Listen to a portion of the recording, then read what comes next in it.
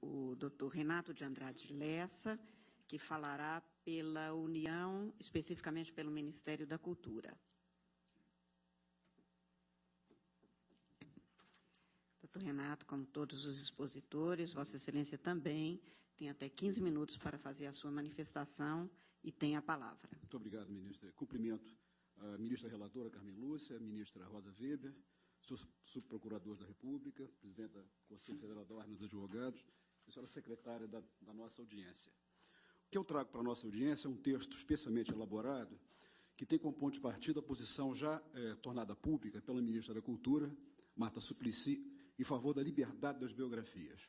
O que eu acrescento nesse texto é a minha perspectiva pessoal, do meu campo profissional, que é o campo da filosofia política e das ciências humanas. Portanto, a tentativa de trazer aportes desses dois campos para a nossa discussão.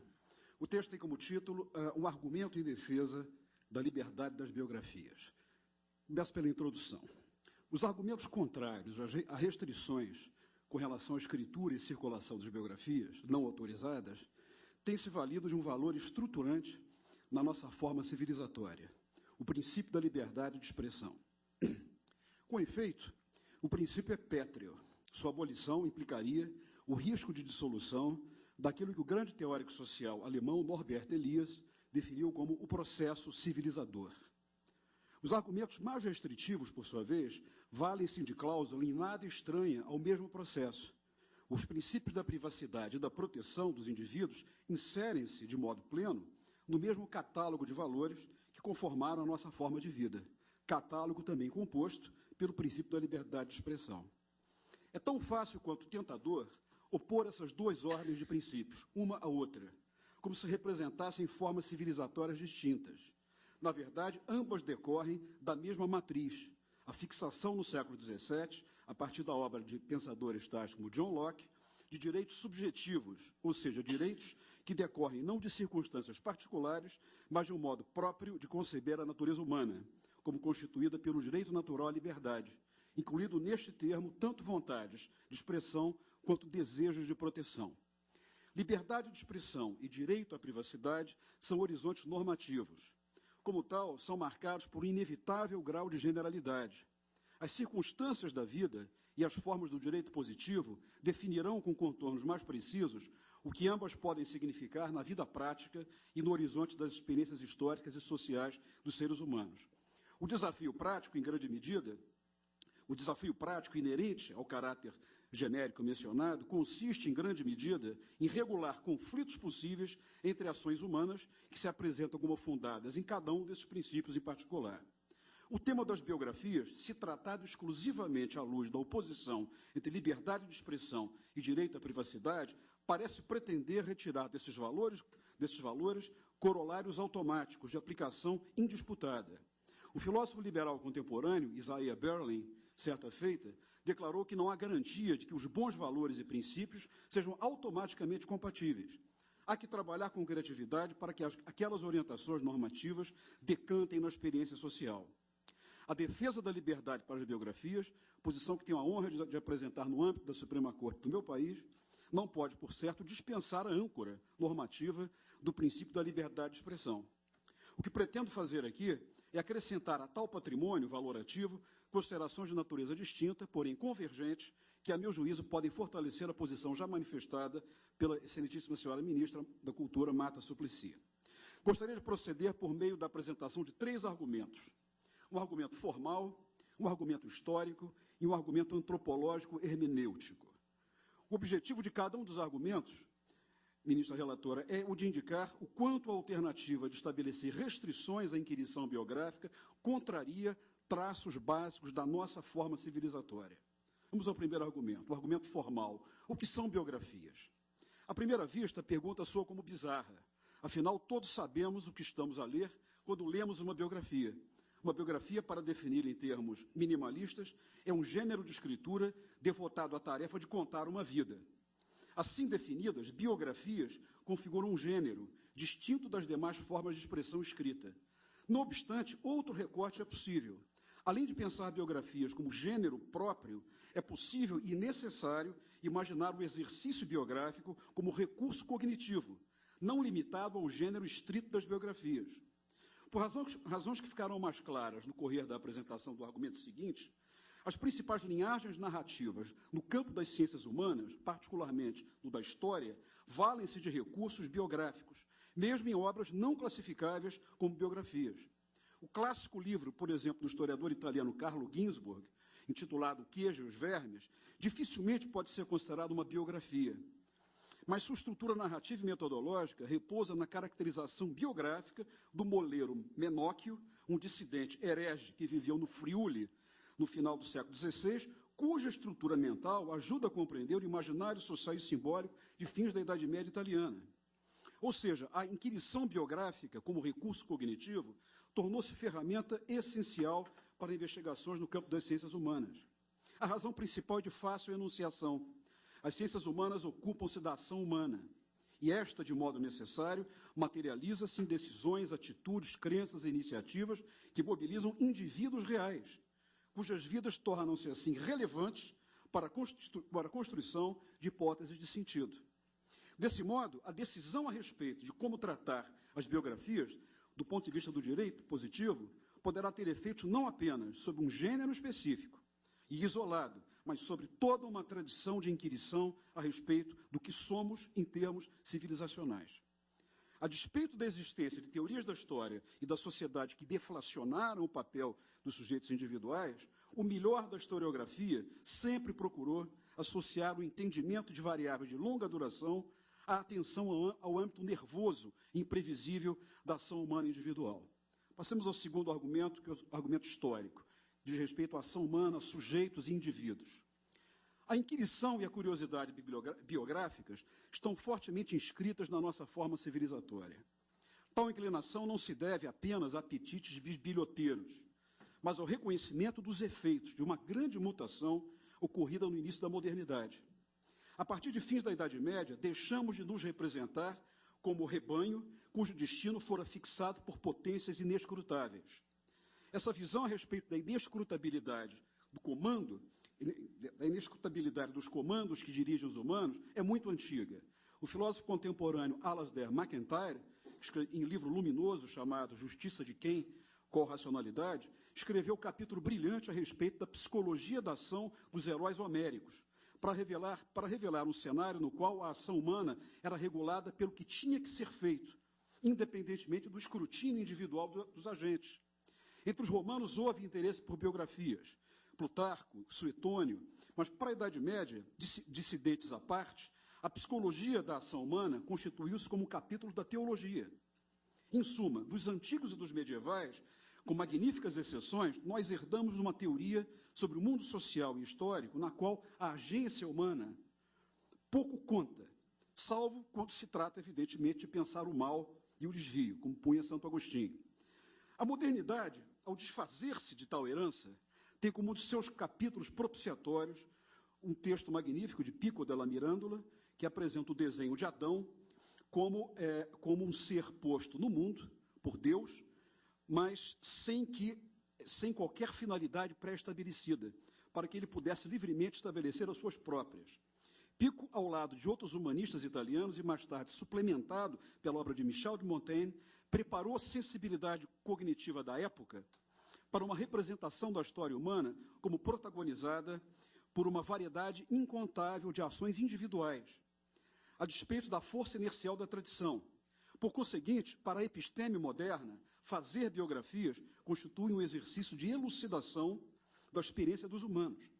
O suporte filosófico dessa nova atitude será progressivamente fixado a partir do século XVII em um trajeto iniciado tanto pela tradição filosófica racionalista quanto por seus rivais empiristas. O tema do sujeito apresenta-se por toda parte. No campo da pintura, a proliferação de retratos e autorretratos reforça tal impressão. Ressalta o retrato de Federico de Montefeltro, feito por Piero della Francesca, no qual o nobre de perfil é representado em destaque com relação à paisagem física e social sobre a qual tem jurisdição. Não sendo uma biografia, evidentemente, em sentido estrito, a manifestação pictórica procura representar uma vida.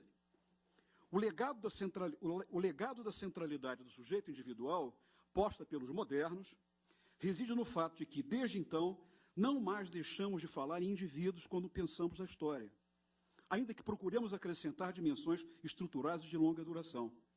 Biografias, nesse sentido, dão a ver as suas vítimas, quer dizer, os estudados, mas também dão a ver o contexto no qual eles atuam. As melhores operam nessa chave.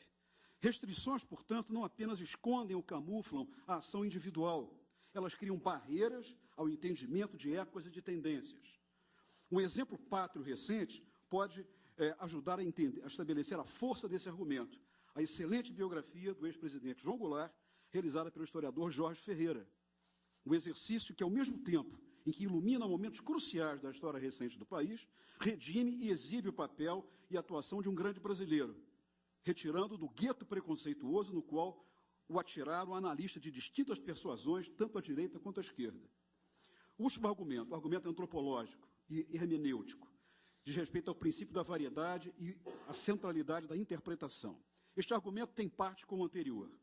O tema da variedade humana, posto pelos modernos, em sua vertente cética, ensina-nos que nenhum de nós possui elementos de elucidação verdadeira a respeito da história em geral e a respeito das nossas vidas em particular. Nossos enunciados são prováveis e inapelavelmente interpretativos. Os humanos são animais que interpretam.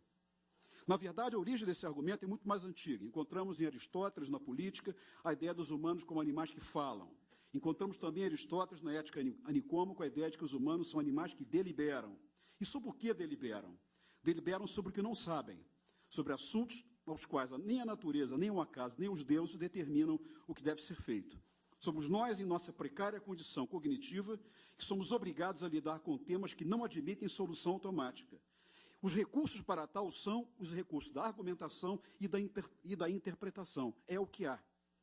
O postulado da variedade humana, acolhido pelos modernos, recepciona, assim, o tema da inevitabilidade da interpretação. Não há verdades universais e autoevidentes.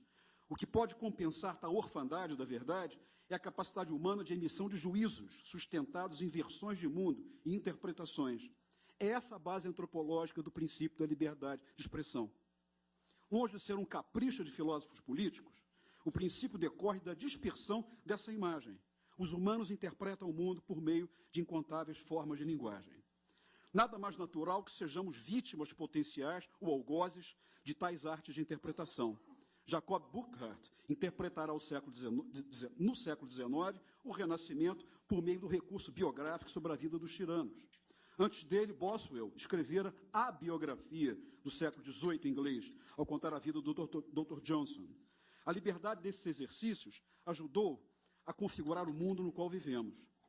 Restrições ao exercício da inquirição e à inquirição biográfica são, pois, impedimentos não apenas à liberdade de expressão, mas ao seu fundamento antropológico contido na ideia de que os humanos são animais que interpretam. Restringe-se tal liberdade e uma forma de vida terá seu curso alterado. Rápida conclusão. O que tememos nas biografias?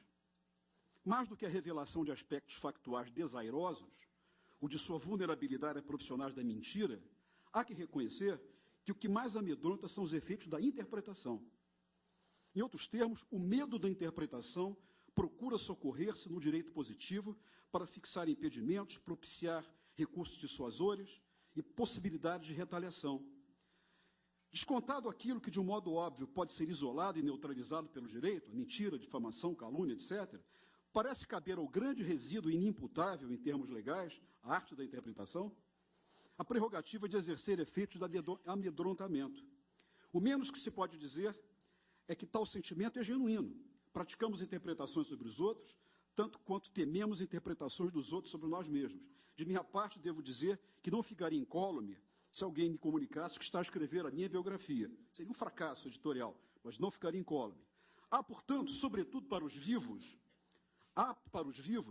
o que poderíamos designar como uma legítima agonia do biografado. Mas temo aqui que o direito seja de pouca valia nesse caso. O sonho hegeliano de que nos fez crer que todos os dilemas particularistas da sociedade civil têm sua solução necessária e universal no plano do direito, não mais subsiste. Da mesma forma, aprendemos a abrigar hoje a ideia de que o espaço público, para além do direito, mas com o direito, é configurado também pela esfera da moralidade. Seria um progresso se uma ética das biografias compartilhada por autores e editores, aos poucos se consolidasse e cuidasse daquilo que não é claro e distinto do ponto de vista do direito. O Ministério da Cultura, por vocação institucional e orientação política própria, lida diuturnamente com o grande tema da invenção cultural, em todas as suas formas. Sua missão é cuidar desse patrimônio e definir políticas para a sua expansão. O principal recurso simbólico para exercer tal missão é o compromisso com a liberdade de criação em todas as suas formas. Que o presidente da Biblioteca Nacional tenha sido indicado pela ministra da Cultura para falar nesta ocasião, isso não constitui um acaso. A maior casa de livros do Brasil, do país, proporciona, meus senhores, um excelente ponto de partida para a defesa da liberdade do espírito criador. Muito obrigado. Agradeço a Vossa Excelência e convido o Dr. Ralph Anzolini Schott a se manifestar falando pela Associação Eduardo Banks.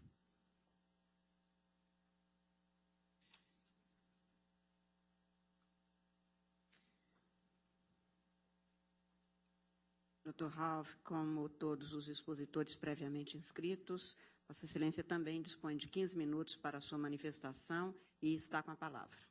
Quero, inicialmente, parabenizar toda essa corte, em nome da ministra Carmen Lúcia, que traz aí em baila essa discussão tão importante. Essa audiência vem, sem dúvida, sobre o prisma sociológico, ela é de extrema importância. Porque existe, sem dúvida, dois lados da moeda, existem dois polos de opinião legítimos, os dois legítimos. Logo, porém, sobre o prisma jurídico, trata-se de uma aberração jurídica essa ADI. Eu tenho certeza que a presente ADI será arquivada por absoluta ilegitimidade da entidade que propôs ela. A ANEEL, é evidente que essa entidade, que foi feita no jeitinho carioca, ela foi criada em menos de 2 meses, ela praticamente foi criada para entrar com essa ADI. Em 2 meses de criação, ela entrou com essa ação direta de constitucionalidade. E de ver coisas no estatuto dela, como ela fala que é sem fins econômicos. Depois, já teve casos aqui de entidades muito mais representativas, de representação nacional, como a UNE, que teve ação direta de constitucionalidade negada por legitimidade. E eu acho que vai acontecer isso também, sob pena de qualquer grupo de uma cidade, de um município, de uma garagem, montar uma associação e encher o STF. Então, essa questão de legitimidade, eu tenho certeza que vai ser arquivada, mas, sobre a questão sociológica, é importante esse debate, porque outras entidades, sim, que têm legitimidade, como tem várias aqui, provavelmente depois poderão entrar com outra DI da maneira correta. E vamos ao tema, então. Na vida, é preciso seguir ritos. Já dizia a raposa, é o príncipe, é o pequeno príncipe. O pedido de autorização é a coisa mais comum numa sociedade democrática. Eu vou usar uma análise diferente, mas que vai trazer uma reflexão. Por exemplo, uma pessoa para abrir um comércio, ela tem que pedir autorização à prefeitura, tem que pedir um alvará à prefeitura, ela tem que pedir autorização do bombeiro, ela tem que registrar um estatuto na junta comercial, tem todo um rito, e isso garante a proteção da sociedade. Quando isso não acontece, burlam-se esses ritos, nós temos resultados como o que aconteceu em Santa Maria, onde 230 cidadãos brasileiros faleceram porque burlou-se essa autorização. E, então, a gente não pode, de forma alguma, invadir a vida privada e fazer uma tragédia, como foi de Santa Maria, na vida da pessoa, na vida particular da pessoa. Não podemos fazer a vida da pessoa virar uma boate kids. A Constituição Federal, ela é inteligente. Nós tínhamos grandes juristas na Constituinte. e eles hierarquizaram os artigos. E o artigo 5º, em especial o inciso 10, que diz ser inviolável a intimidade, a vida privada, a honra e a imagem, que é diferente do artigo 220, que fala sobre a liberdade de expressão é exercida nos termos da Constituição. Então, há uma hierarquia. O artigo 5º ele é inviolável. O artigo 220 é nos termos das Constituições. Nos termos, então, tem um conflito entre a liberdade de expressão e o direito de imagem, e deve prevalecer o direito de imagem, por ser uma cláusula pétrea, está acima do artigo 220, que tem que respeitar os termos da Constituição.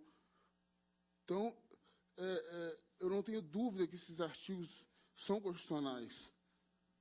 Eu amo Gil, amo Gal, amo Chico, amo Veloso.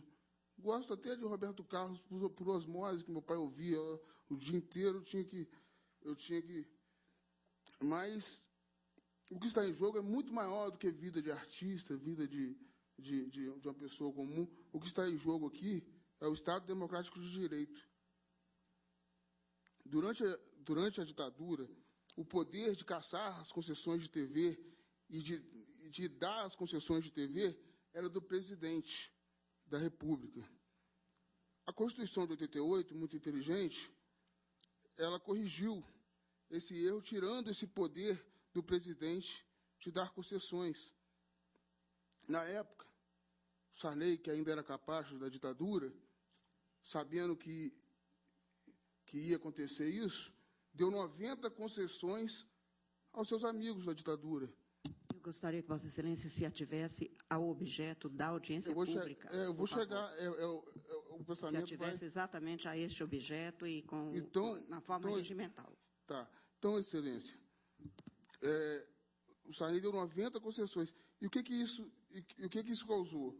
O nosso país hoje, ele tem uma imprensa que defendia a Lei de Segurança Nacional, e o Brasil hoje mudou a opinião do Brasil. A opinião pública hoje não tem mais essa visão. E criou-se um império da verdade. Um grupo de 5 famílias, eles controlam o que deve ser falado, o que não deve ser falado. E, claro que agora, com as redes sociais, isso tem desmistificado um pouco. E imagine, Excelência, na véspera da eleição, surge uma biografia de algum governador falando que invadiram a privacidade pessoal dele, porque todos nós, na nossa juventude, participamos de festas de calouros na faculdade, participamos de alguma coisa, e às vezes a gente escorrega, mas isso não quer dizer que a nossa vida tem que ser o nosso passado. E às vezes a gente não pode ser avaliado pelo nosso passado, e sim por nossas obras, por nossa continuidade. E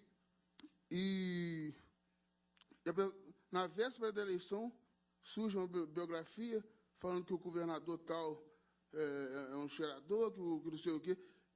Tira o debate, tira todas as obras que ele fez e passa o debate com esse império da mídia que tem no Brasil, tira o foco da eleição, tira o foco das propostas. Então, o que pode ser atacado é o Estado Democrático de Direito, é muito mais do que a vida de artistas, é muito mais do que isso.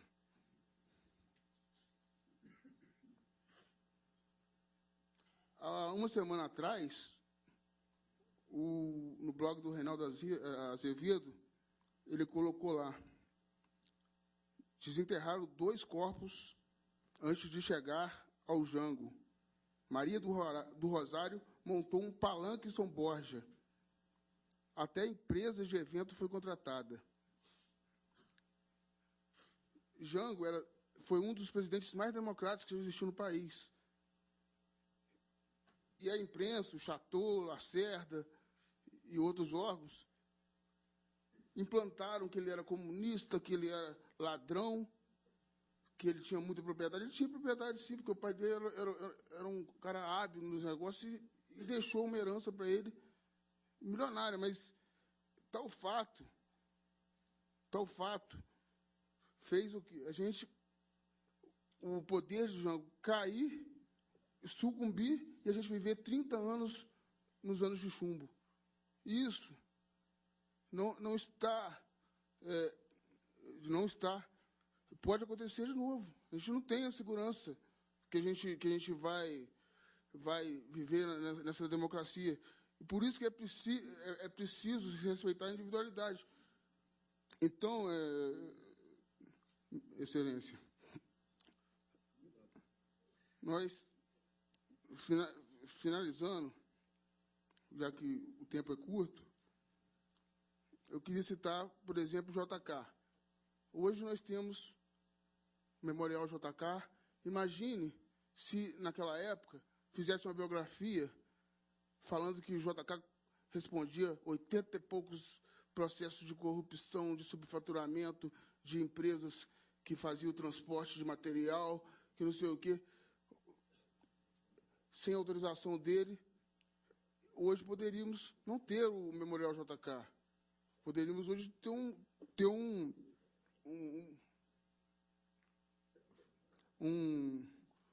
boteco lá onde é o Memorial JK, se a gente não respeitar o direito à individualidade, o direito... Finalizando, que o tempo está acabando, Excelência, o filósofo Nietzsche tinha tanto medo, que ele era conhecedor das biografias, conhecia a história, sabia que muita coisa estava sendo contada errada. Ele tinha tanto medo da sua filosofia ser deturpada, que escreveu a sua própria autobiografia, intitulada Esse Homo, para que ninguém pudesse dar uma palavra sobre a história da vida dele, a não ser ele próprio. Então, eu quero parabenizar novamente essa corte, a todos os expositores.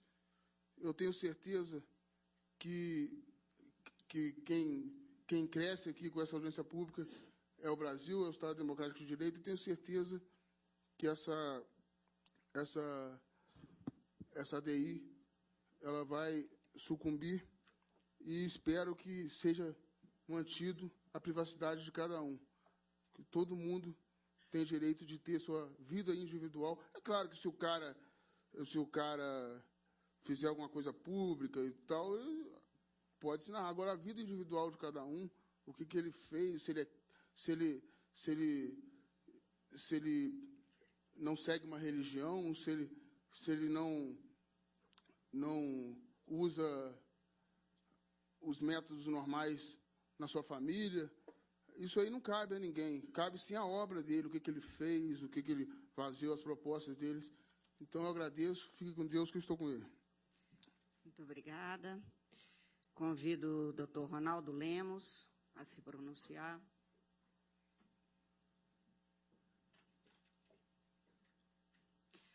Doutor Ronaldo Lemos se pronunciará pelo Conselho de Comunicação Social do Congresso Nacional e, como todos os expositores, doutor Ronaldo, Vossa Excelência também dispõe de, no máximo, 15 minutos para a sua manifestação. Está com a palavra. Muito obrigado, senhora ministra. Bom, excelentíssima senhora ministra Carmen Lúcia, excelentíssima senhora ministra Rosa Weber, demais autoridades aqui presentes, senhoras e senhores.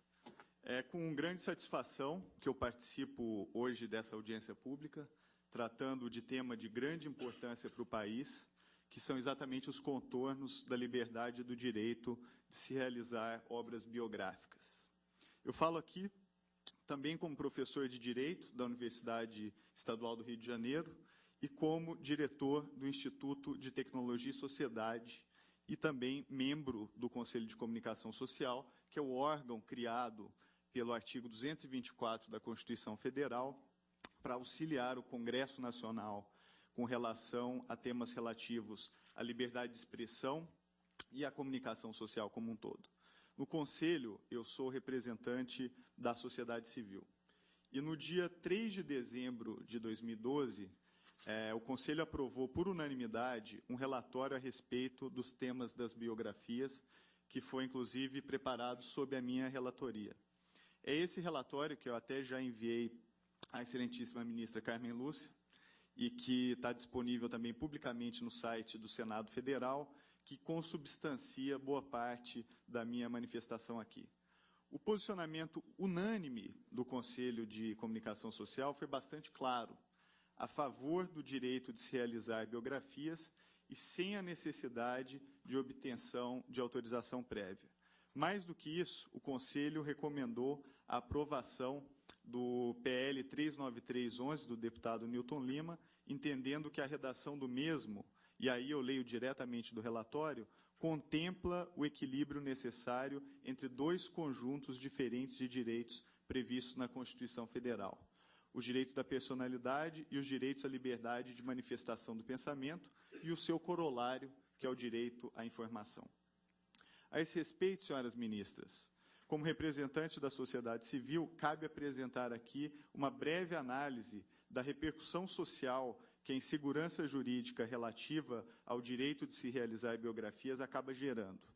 Uma boa forma de se medir essa repercussão é através da comparação dos efeitos práticos em outras jurisdições que apresentam regras e situações jurídicas distintas das nossas. Então, por exemplo, a esse respeito, realizando uma breve investigação sobre a existência efetiva de biografias em outros países, é de se notar que personalidades públicas, inclusive aquelas cujas trajetórias apresentam elementos controvertidos, são temas de inúmeras biografias.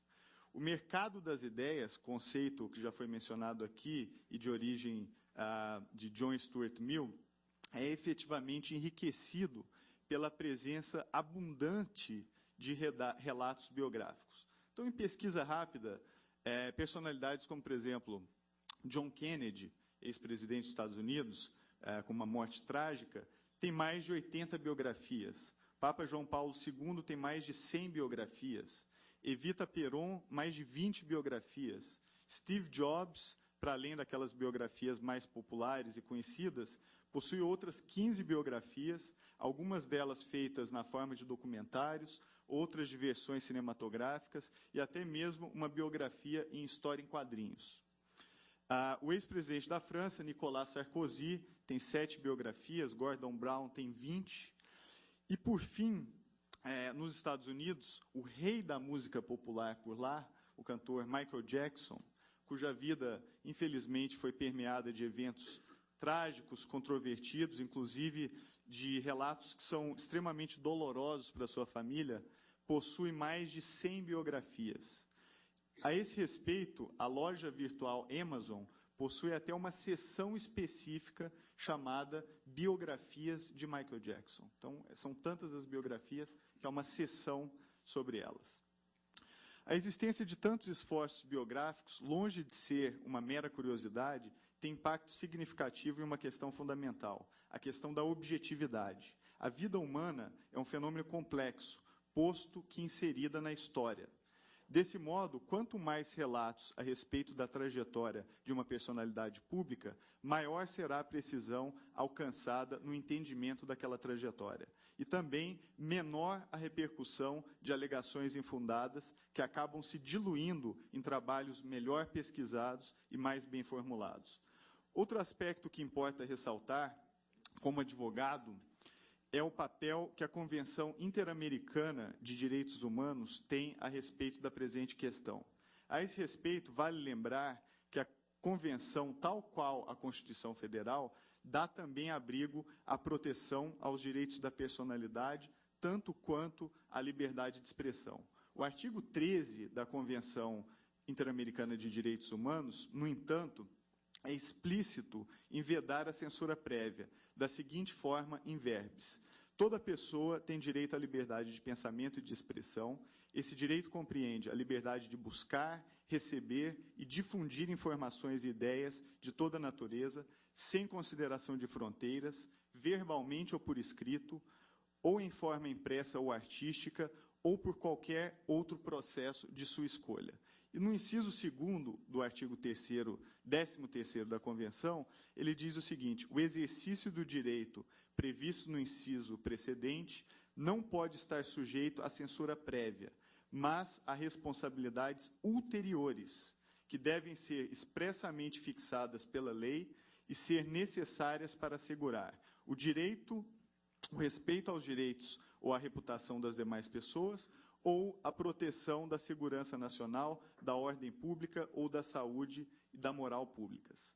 A forma da construção do texto da Convenção Interamericana é relevante.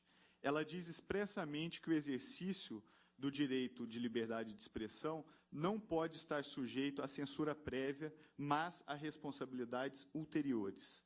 Como a nossa Constituição faz, ela também reconhece que esse direito não é absoluto e pode ser delimitado em função do respeito aos direitos à reputação das demais pessoas e da ordem pública. No entanto, mesmo assim, ela diz de forma clara e precisa que essa delimitação não abrange a possibilidade de se estabelecer qualquer forma de censura prévia, ou seja, mesmo a lei não pode ter por consequência o cerceamento prévio de qualquer manifestação do pensamento, mas apenas a responsabilização a posteriori. E é preciso dizer claramente, a lei brasileira, ao instituir um veto às obras biográficas em favor dos biografados, criou um mecanismo que é análogo à censura prévia. Mesmo que se use outro nome, licença prévia, autorização prévia ou qualquer outro, esse tipo de cerceamento não encontra guarida sob a Constituição e é contrário à clara disposição da Convenção Interamericana de Direitos Humanos. Vale ressaltar que o Brasil ratificou o Pacto de São José da Costa Rica em setembro de 92, sendo este parte do nosso ordenamento jurídico, desde então, com força de lei. Aliás, com força supralegal.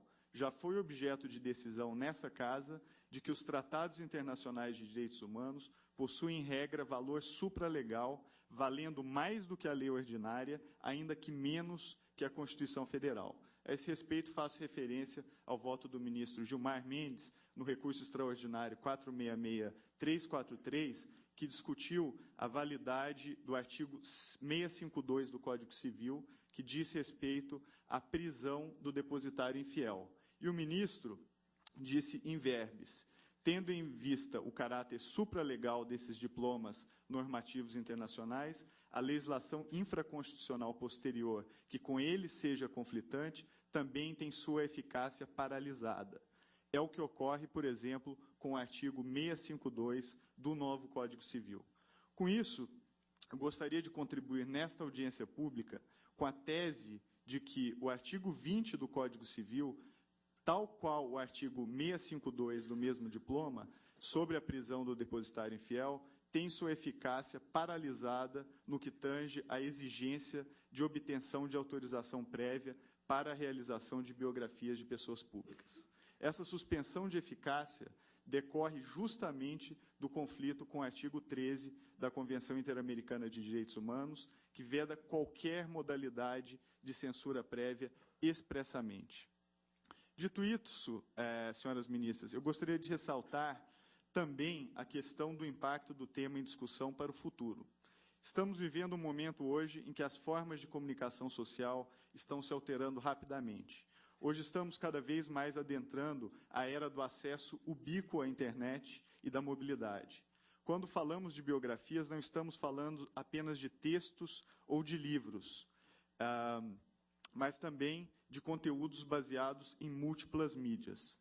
Falo aqui não apenas das formas já consolidadas de produção audiovisual, mas também das formas futuras, pelas quais cada vez mais as pessoas, qualquer cidadão, poderá participar da esfera pública, valendo-se das mais diversas mídias, muito além do livro e do próprio texto em si, para a construção de relatos biográficos.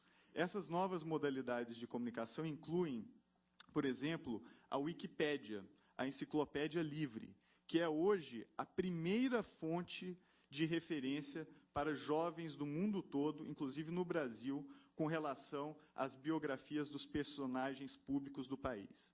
A Wikipédia, lembre-se, pode ser livremente escrita, revisada e modificada por qualquer pessoa, não tendo um autor único, mas sendo de autoria aberta a toda a coletividade.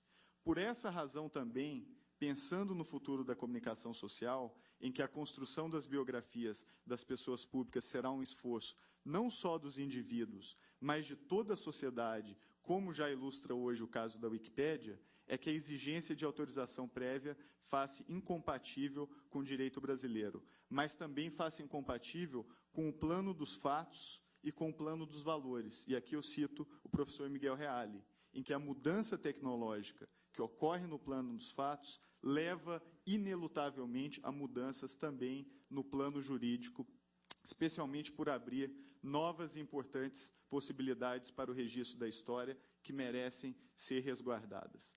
Meu tempo está se encerrando, senhora ministra. Eu só gostaria de enfatizar que eu ressalto a posição expressada pelo professor Ivar Hartmann de que é preciso uma decisão que obtenha um padrão e um estándar muito objetivo para os biógrafos do futuro. Então, essa decisão ela precisa remover a insegurança jurídica. A privacidade, ela persiste para as pessoas públicas, mas ela pode ser combatida na forma do combate aos ilícitos, ilícitos como calúnia, injúria, difamação, e também o combate ao vazamento de informações consideradas sigilosas, conforme definidas pela lei. Então, o combate a esses ilícitos, de forma muito objetiva, dá a tranquilidade do biógrafo que respeite a lei, que não incorra em atividades ilícitas, de dar continuidade ao seu trabalho de biografia. Por fim, eu agradeço essa oportunidade de compartilhar desse debate e menciono que discursos considerados problemáticos devem ser respondidos com mais discursos, e não com a supressão, a censura ou a repressão. Más biografias devem ser respondidas com boas biografias. No mercado das ideias, a única forma de se alcançar a verdade e a objetividade é pelo embate lícito do maior número possível de pontos de vista. Muito obrigado, senhora ministra. Agradeço a Vossa Excelência. Convido o doutor Sérgio Redor, da Associação Paulista de Imprensa, a se manifestar.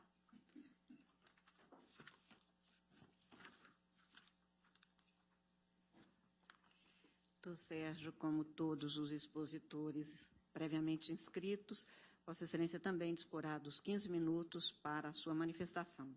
Tem a palavra. Pois não, é com prazer que compareço a essa audiência pública e, antecipadamente, agradeço a Vossa Excelência, eminente presidente desta audiência, a ministra Carmen Lúcia, por ter acolhido o pedido, a solicitação da Associação Paulista de Imprensa, no sentido de se manifestar hoje aqui.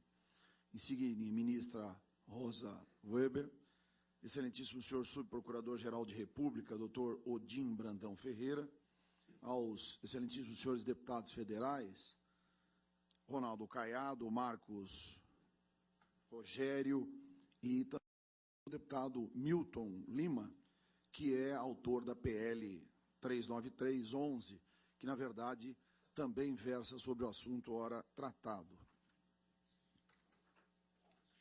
Eu gostaria de, nesse momento, fazer uma referência especial ao meu ilustre amigo, eminente presidente do Conselho Federal da Ordem dos Advogados do Brasil, doutor Marcos Vinícius, eficiente em seu trabalho e sempre na defesa da liberdade de expressão, do direito da informação e da comunicação social deste país. A escritora imortal, doutora Ana Maria Machado, a quem eu ouvia atentamente, da Academia Histórica da nossa ABL, Academia Brasileira de Letras, a quem, em nome de Vossa Excelência, cumprimento todos os ilustres expositores aqui dessa audiência pública, senhoras e senhores, e principalmente também a todos os jornalistas, cinegrafistas, fotógrafos, enfim, a imprensa em geral, a quem aqui eu ouso falar em seu nome. A escrita, a falada, a televisionada, e especialmente a TV Justiça e seus telespectadores. Senhoras e senhores, nesse momento, acredito, ouvi atentamente as exposições e queria também fazer uma referência especial ao doutor Renato de Andrade Lessa, digno representante do Ministério Público, e da senhora ministra que aqui se fez presente, Marta Suplicy, pela forma com que averbou aqui todo o conhecimento cultural e científico sobre as questões do debate entre a individualidade e a representação pública. Quero crer, Excelência, que eu, até por ser o último a falar, quero ser extremamente objetivo, acho que o grande tema, ora aqui debatido, é a questão atinente à individualidade e ao direito público, no sentido amplo, lato sensu, quanto à questão da intimidade e, principalmente, no sentido de fazer com que entendamos, cada um de nós, que um homem público, e aqui cito alguns dos deputados presentes, artistas, políticos, atrizes, atores, não pode jamais ser compreendido dentro da sua colocação, até que se tenha como direito a defesa constitucional da sua individualidade, da sua intimidade, como um cidadão anônimo. Eu confesso, até pela minha formação jurídica e jornalística, dirijo em São Paulo 60 canais de televisão e são TVs públicas, as concepções que, inclusive, lutamos para conseguir, e hoje até citei a TV Justiça, porque faz parte da concepção das TVs públicas, que foi uma vitória nossa, em razão de ter a oportunidade dos canais por assinatura, de terem a livre iniciativa de poderem transmitir sem passar por todo o processo burocrático das concessões de canais públicos e das TVs abertas. Mas o que eu quero dizer é o seguinte: eu fico estarrecido, Excelência, quando eu vejo, e aqui não vai a minha exposição, conotação especial à figura dos artistas, como Chico, como Caetano e como o próprio Raul Gil, o Gilberto Gil, que o Raul é membro da nossa associação, o Gilberto Gil, ter dito o seguinte, que ele ficava estarrecido porque ele é contra a oportunidade da divulgação e da publicidade da sua biografia. Ora, eu fiquei particularmente estupefato, porque eu sou um jovem de 56 anos que assisti atentamente à luta pela democratização desse país e que todos diziam, lá atrás, que era fundamental o direito de liberdade de expressão, da informação, da comunicação social, que hoje eles são contra. E porque estão, na verdade, lutando pela sua intimidade. Ora, com todo respeito, agente público não tem intimidade. A intimidade que é expressa no aspecto do anônimo. Porque a pessoa anônima, por si só, ela quer ser anônima. Ela não quer envolvimento nenhum. Ela não quer nenhuma situação que a ponha em litígio, que faça com que a sua imagem seja discutida. Agora, o homem público, este sim, eu tenho aqui, óbvio que resguardar, fiz a ênfase na questão individual, no sentido de chamar a atenção de cada um dos senhores, porque nós estamos já, enfim, depois de ter ouvido tantos grandes expositores, eu quero dizer o seguinte, óbvio, o homem público também tem o seu direito individual, mas é um direito individual, como nós chamamos no direito, não é absoluto, é relativo. A grande verdade é que aquele que vem a público para defender a sua individualidade, e sendo um homem público, ele é até controverso. Porque aquele que ganha dinheiro, aquele que se expõe, aquele que faz com que a sociedade faça com que ele progrida, com que ele cresça, ele tem que respeitar essa sociedade sim. Pouco importa as situações a que a ele esteja dispostas. Porque o homem anônimo, ele não se expõe a isso. Porque ele é anônimo. O público não. O público ele ganha, ele tem interesses, ele tem até vaidade pessoal de se expor. E hipócrita é aquele que diz, e eu estou acostumado a ver, inclusive artistas, em dizer, não, a minha individualidade, eu não quero que ela seja de forma alguma violada. Ora, o agente público, o artista, o ator, enfim, até eu mesmo, como um modesto dirigente da minha entidade, eu tenho, sim, exposição pública. Eu estou aqui me manifestando em nome da minha entidade, em nome da minha classe. Eu posso ser, sim, processado por qualquer um dos senhores por estar falando coisas que não os agradem. E por isso eu vou dizer que eu estou sendo violado nos meus direitos e convicções? Não. Eu tenho que respeitar, sim, o direito e o interesse coletivo. E esse direito coletivo é intransponível. Esse direito coletivo é inviolável, inclusive na decisão de Vossas Excelências. E aqui, me permita, ilustres representantes do nosso Congresso Nacional, quantas foram as vezes que não, as questões estão sendo judicializadas, não. O Poder Judiciário foi instado a se manifestar. E, como tal, fez com que a sua manifestação viesse a público. E aqui eu tenho, no nosso jornal, Dr. Carlos Aires Brito, eminente presidente desta casa, e eu tive a oportunidade de discutir com ele, quando fora extinta a lei de imprensa. Hoje nós temos um vácuo, onde não existe direito de resposta. O direito de resposta fica submisso à interpretação de um magistrado, que, na minha modesta visão, não tem legitimidade para dizer o que pode e o que não pode a sociedade aceitar, na questão do direito público. E por que isso? Porque extinguiu-se o direito de resposta.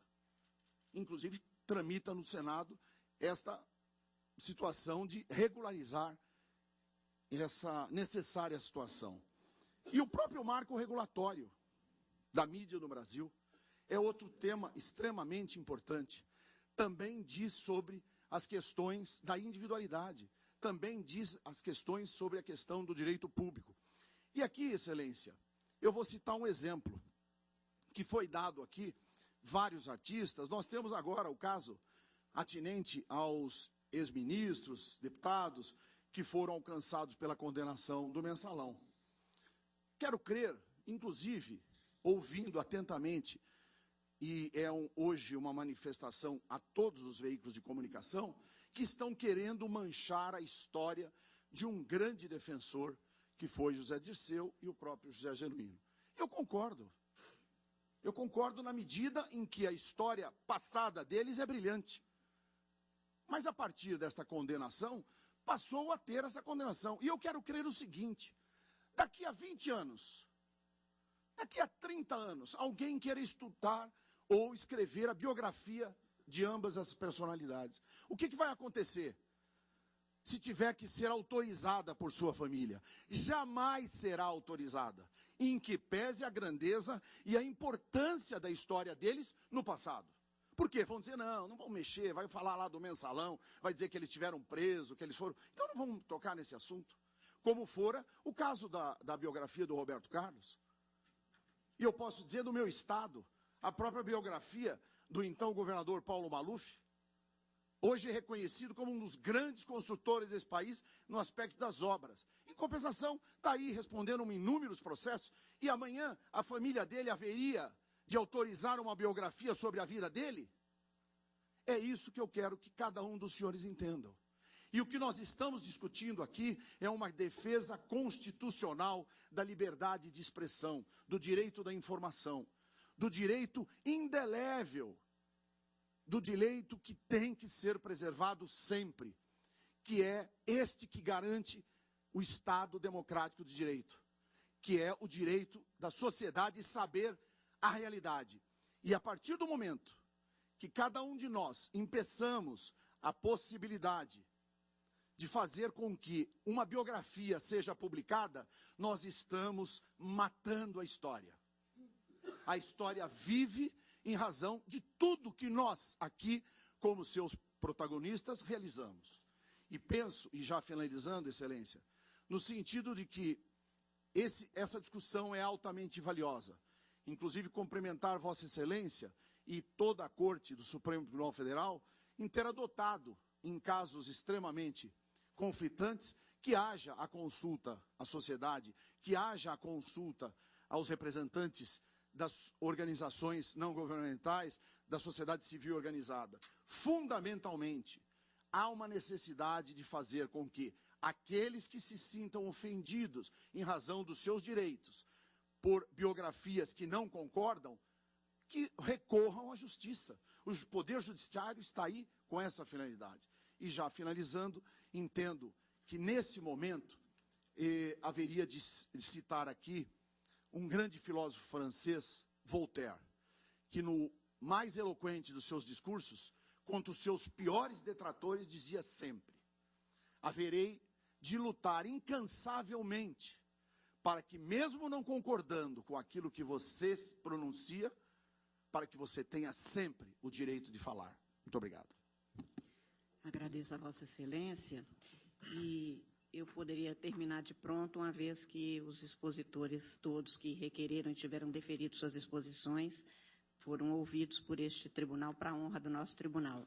Entretanto, o doutor João Ribeiro de Moraes, doutor Marcos Vinícius, que está presente, durante uma das exposições pediu uma manifestação.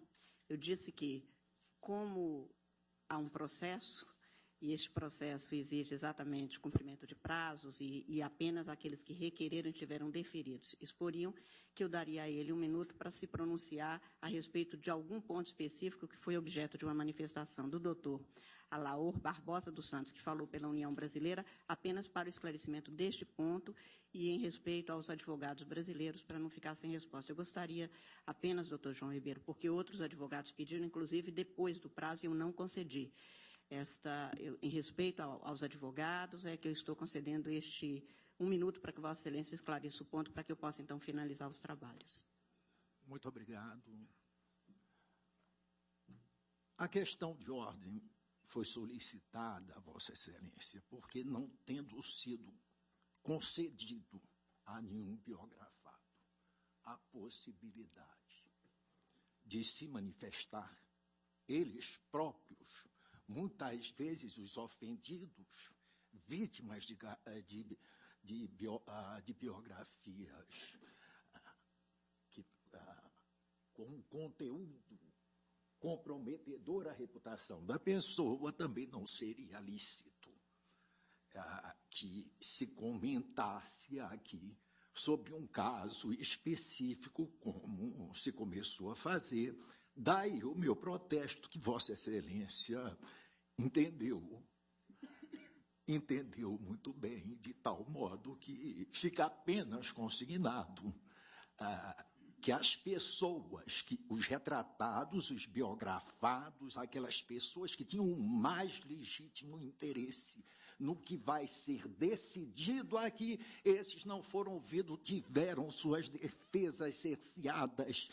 E mais importante do que o direito de expressão, mais importante do que a livre manifestação de pensamento, é o direito de defesa.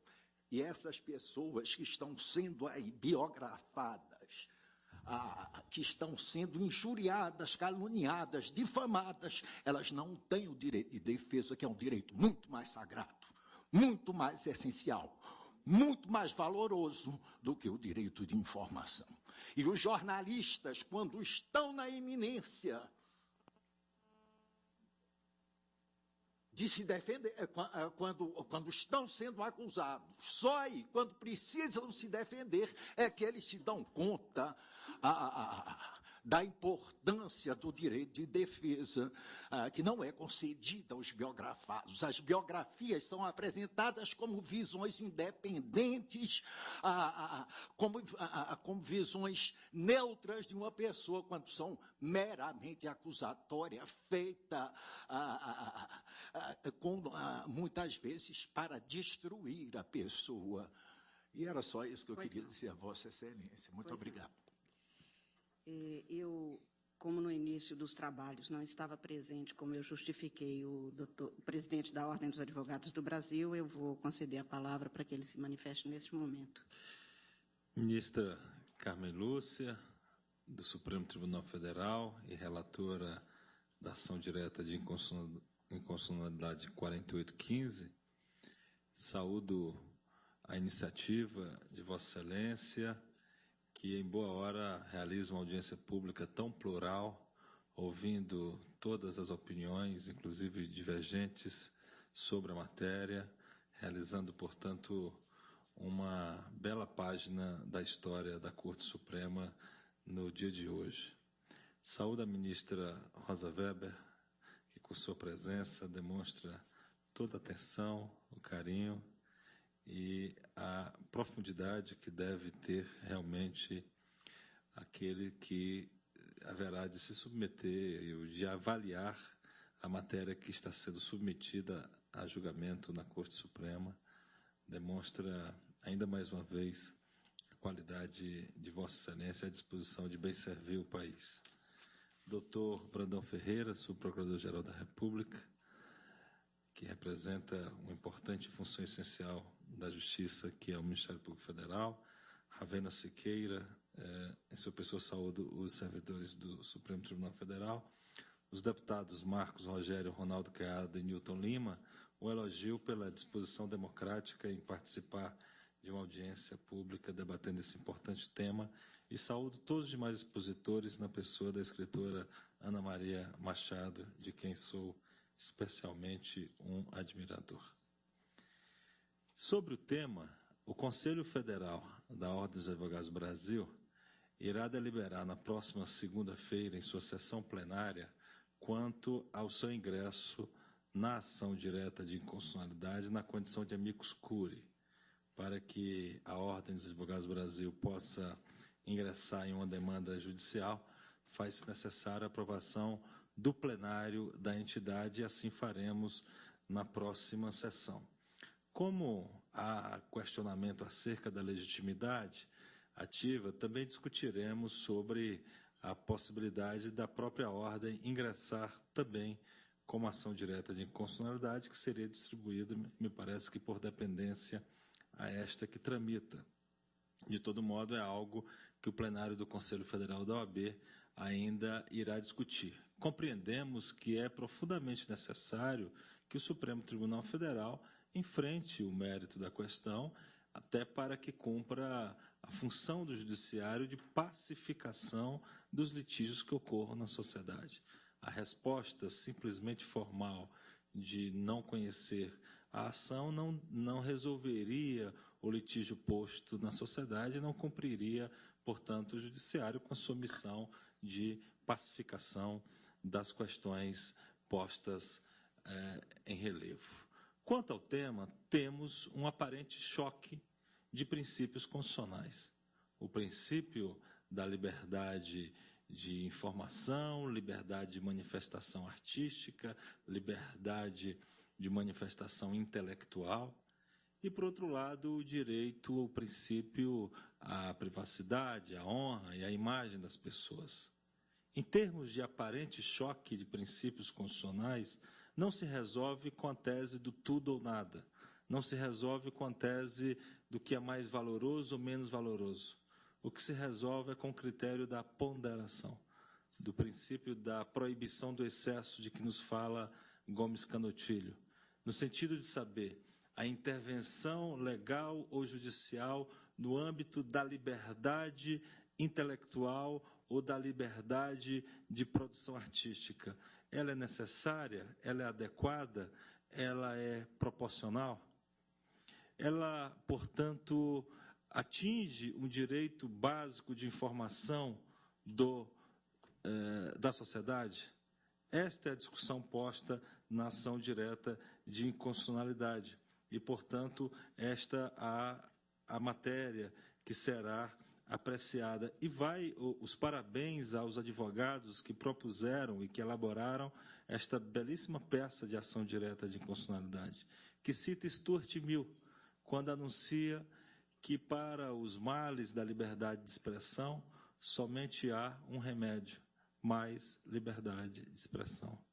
E ouvi o Ronaldo Lemos, do Conselho do Senado de Comunicação Social, anunciando que para os problemas de uma biografia ruim há um grande remédio: as biografias boas.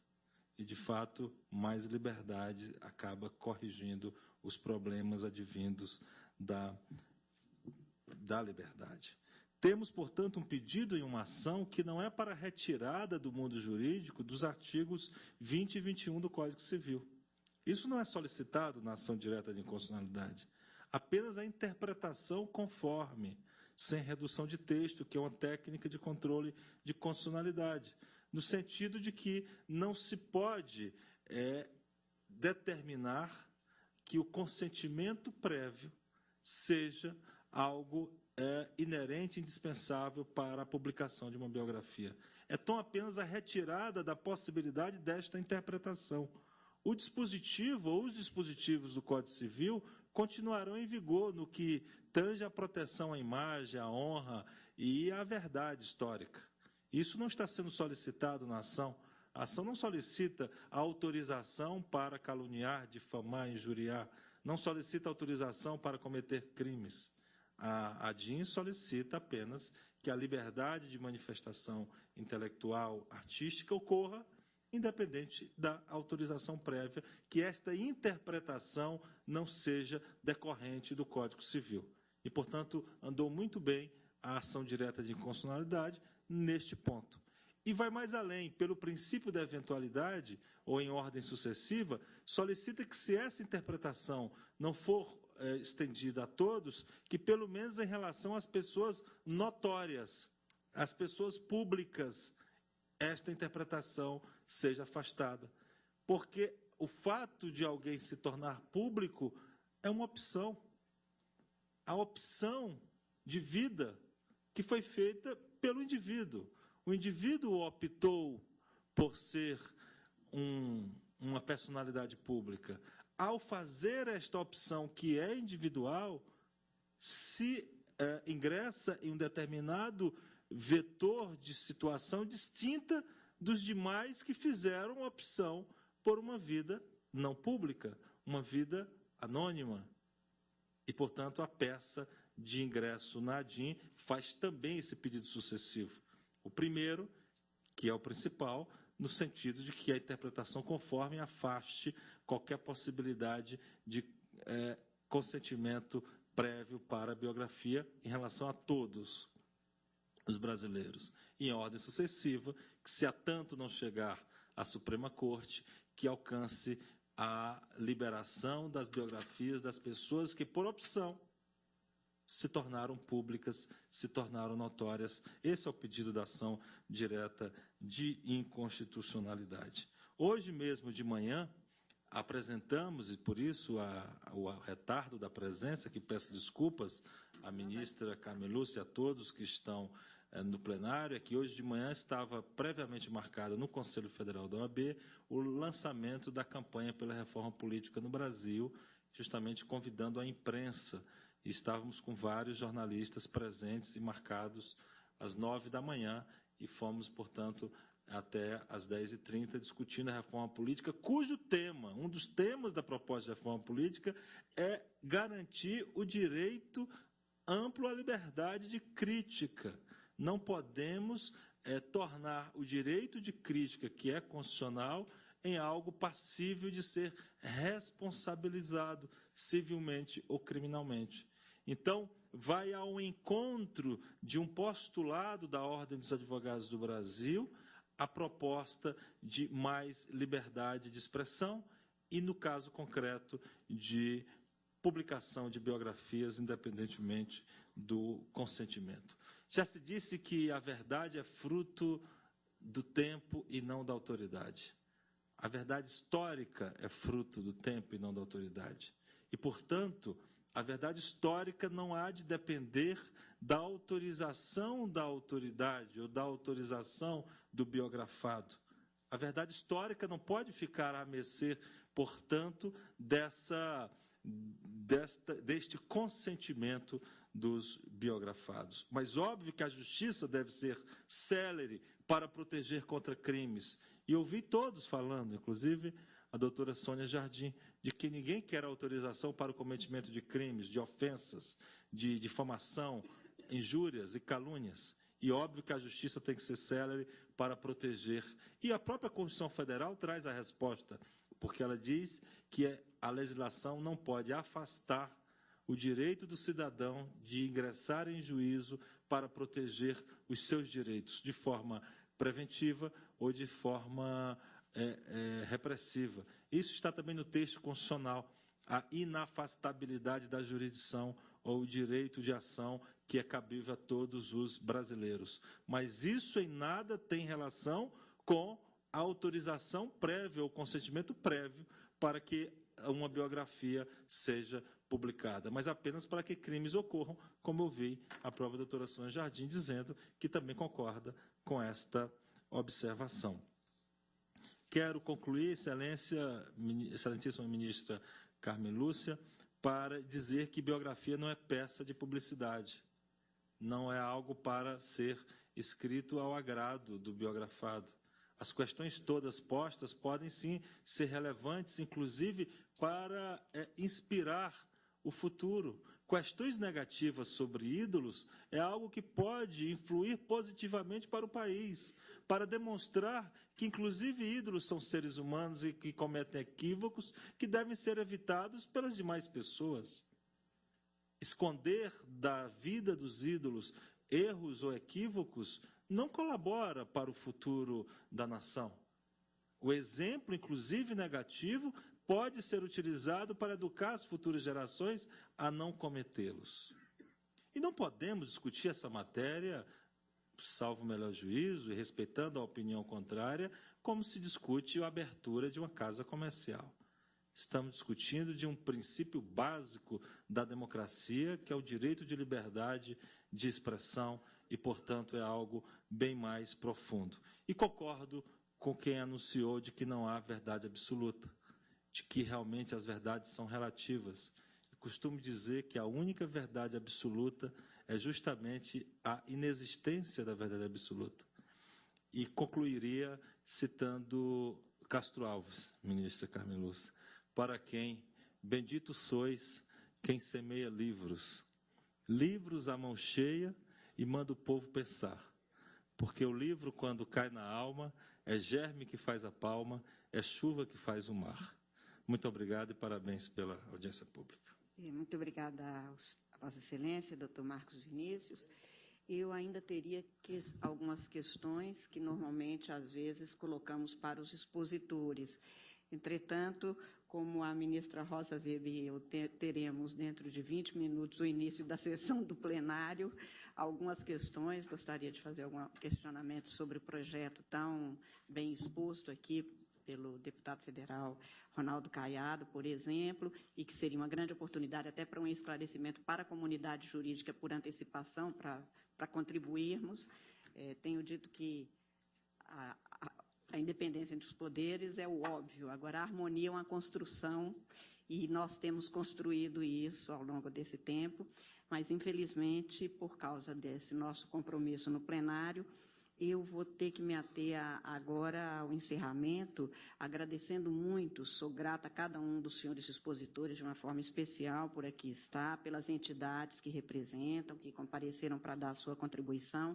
Como eu disse, haverá a gravação e depois a degravação destes documentos que serão encaminhados a todos os ministros, ao Ministério Público, à própria Ordem dos Advogados, à Advocacia Geral da União, que está presente pelas suas advogadas, e de tal maneira que tudo que aqui foi dito será levado em consideração para os votos que serão elaborados por cada um dos ministros, e, portanto, é com muita gratidão da minha parte que eu enfatizo a importância dessa audiência e a importância das exposições feitas por todos, qualquer que seja a opinião e a tese adotada, até porque estamos lutando pela liberdade, e a liberdade é sempre plural.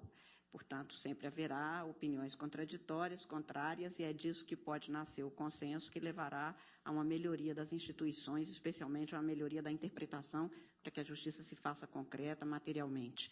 Eu, portanto, agradeço à ministra Rosa Weber de uma forma especial, minha queridíssima amiga, que aqui permaneceu nos ouvindo diretamente, não apenas pela gravação, ao subprocurador doutor Odin, ao presidente da Ordem dos Advogados, a todos os senhores, cada um dos senhores expositores, queria que traduzissem isso para as suas instituições, por estarem presentes e por contribuírem para este debate, a todos os senhores que estão presentes, à imprensa.